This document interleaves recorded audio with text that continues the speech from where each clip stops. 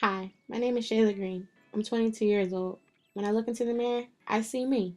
Eyes for my dad, lips for my mom, maybe even a smile for my grandma. Makeup that all came from a happy family who raised a happy young child. So I thought. You ever heard that song, Pack a Bag and Get Away Fast? Sometimes that's all I want to do. Just pack a bag, go on a plane, go somewhere far, forget everything. School, work, family, friends, everything. Growing up wasn't ideal. Stepchild, treated like one at least. Having to do chores, making sure the whole house is clean. If it's not able to go outside if one thing's out of place. Having to get a job as soon as I was able to work at 16. Getting to a store, finding out that money's missing from my wallet. Mom taking it without asking, not telling me, being embarrassed, not having everything that everyone else did. Having to pay for my own prom dress, work for what I wanted. A dad who was always at work, not getting along with my mom. My dad believing everything that she said. Anything she says is true. Doesn't matter. She could say the sky is green. He's going to say it's green. She could say it's on fire. He's going to believe it. Like, who's Cheyla? Who am I? 18, finding out that my mother, my biological mother, 6 kids, didn't raise any of us. Always wondered who she was, just had her name, but didn't put a face to it. Finding out that I really looked just like her. Looking like the lady who wasn't there for you. Telling me I was stolen. How do you steal a child? A whole entire child? I promise you I couldn't have just been stolen. Something had to go on. Find out that my dad, who I thought my life was my dad, was really my uncle. He's in denial about it. Can't have a conversation with him about it. He'll get upset. Today, he's addicted to drinking, in and out of the hospital. Maybe at least once a week. Maybe 3 times a month.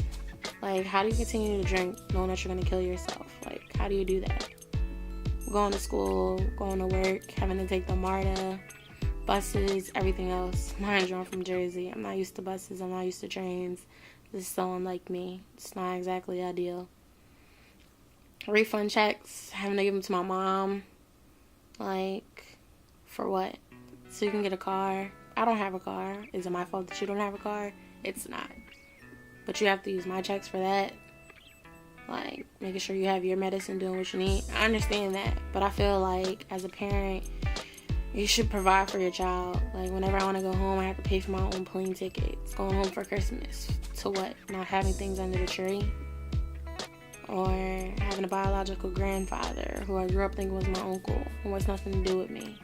Well, doesn't want to address me as his grandchild because he feels like, well, he has nothing to offer me.